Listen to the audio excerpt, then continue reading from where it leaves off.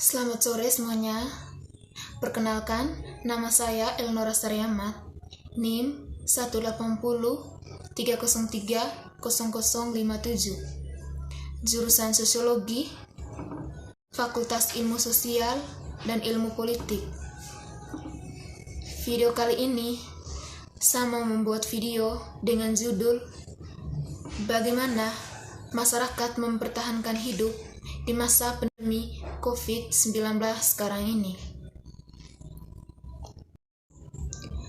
Berbicara tentang bagaimana pandemi COVID-19 mengubah kehidupan sosial masyarakat.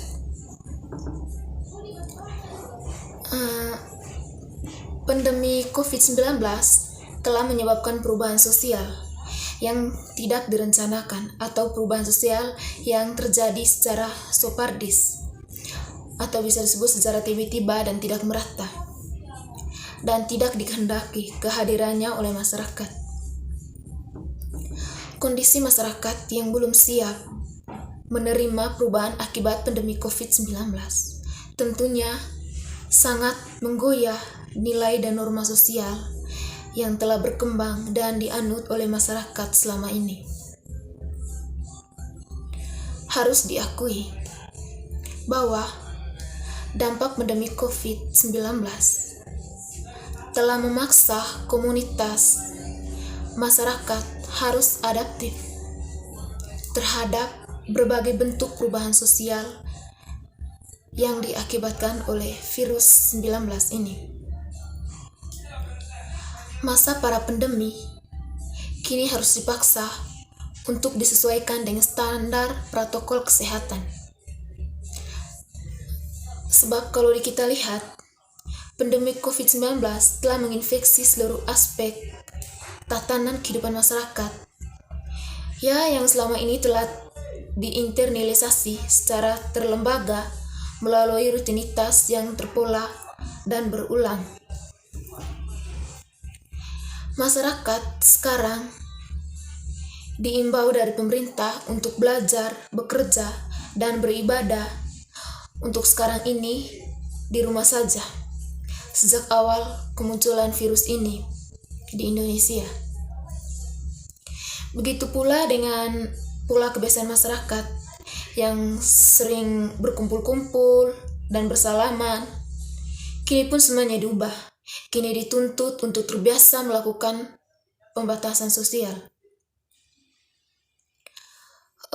Dalam perilaku dan kebiasaan masyarakat di masa pandemi, kemudian diatur dan ditransformasi melalui pola interaksi secara virtual. Kondisi ini mempertegaskan bahwa teknologi menjadi penting, sebagai perantara interaksi sosial masyarakat di era pandemi sekarang ini. Jadi, di sini kita seperti dituntut, kita harus mengikuti semua aturan pemerintah. Normal baru menekankan masyarakat pada perubahan perilaku untuk tetap menjalankan aktivitas secara normal, namun tetap meraju pada protokol kesehatan yang kemudian harus dibiasakan.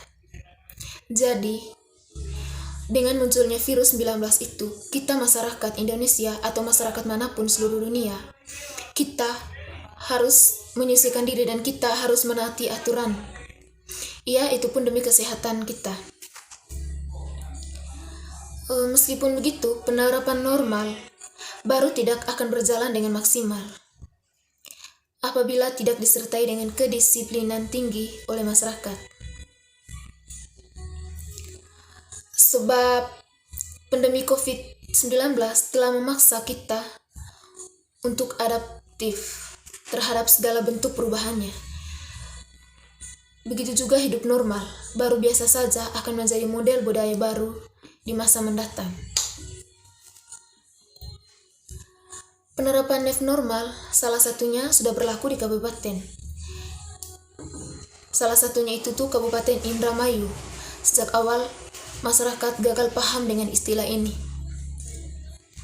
Masyarakat masyarakat menganggap sudah merdeka dari COVID-19, serta masyarakat menunjukkan aktivitas normal tanpa memperhatikan protokol kesehatan. New normal seharusnya mengubah perilaku lama menjadi kebiasaan baru, ya, seperti dengan memakai masker, menjaga jarak sosial maupun fisik. Kita dibiasakan rajin mencuci tangan serta disiplin mengikuti protokol kesehatan. Seperti yang kita ketahui, pandemi virus COVID-19 yang menyebar secara cepat membuat banyak orang akhirnya bekerja di luar kantor, alias di rumah saja, demi menghindari penyebaran virus tersebut.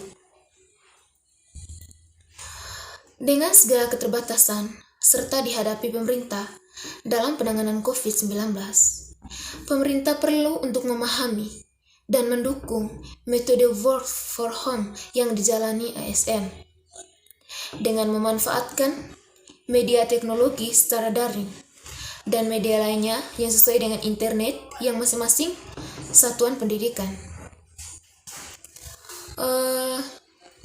Salah satu pemanfaatan teknologi adalah memenuhi kebutuhan rumah tangga melalui online shop. Karena ya kita tahu zaman yang modern ini kita tidak bisa berbelanja melalui online shop. Dengan online shop kita bisa berbelanja peralatan rumah tangga. Lalu juga membayar tagihan listrik dan tagihan lainnya. Serta COVID telah mengubah yang terjadi. Biar biasa berbelanja di toko offline seperti pasar atau supermarket. Ya, dan kita semua sudah mengalaminya selama adanya pandemi COVID. Sekarang kita berbelanja ataupun apapun itu, melakukan apapun itu, kita lebih ke online, kita lebih ke internet. Karena sekarang kebanyakan pasar ditutup, minimarket ditutup, ataupun tempat-tempat belanja lainnya.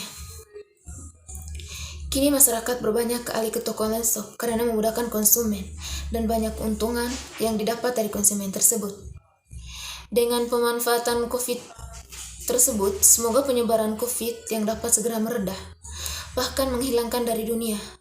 Karena semenjak kedatangan COVID, aspek perubahan sosial Indonesia menjadi sedikit memudar. Namun, meskipun sedikit memudarnya, perubahan sosial dikarenakan peraturan pemerintah, semoga terwujudkan apa yang kita harapkan bersama. Di sini, tentunya kita mau mengharapkan semoga COVID-19 ini cepatlah berlalu. Kemiskinan di tempat kerja di masa COVID-19 ini. Krisis corona terdampak tidak merata pada pendapatan kerja. Pekerjaan dengan pekerjaan yang tidak stabil sebelum krisis telah terkena dampak paling parah karena hilangnya pekerjaan dan pendapatan. Contohnya adalah kelompok pekerja yang tidak memenuhi kebutuhan. Ya, meskipun memiliki pekerjaan, untuk mengeksplorasikan dampaknya tentang krisis coronavirus, tentang kemiskinan dan pekerjaan. Relevan untuk mendapatkan wawasan yang lebih baik ke dalam bagaimana pendapatan rendah didefinisikan karena di Belanda pendapatan rendah. Kemiskinan dihitung dengan berbagai cara. Yang pertama adalah ambang kemiskinan menunjukkan apakah penghasilan tersebut cukup untuk memenuhi kebutuhan seperti membeli makanan, perumahan, dan berpartisipasi dalam kegiatan sosial masyarakat.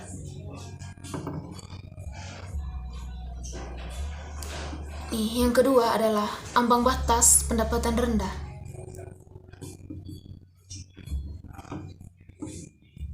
Di mana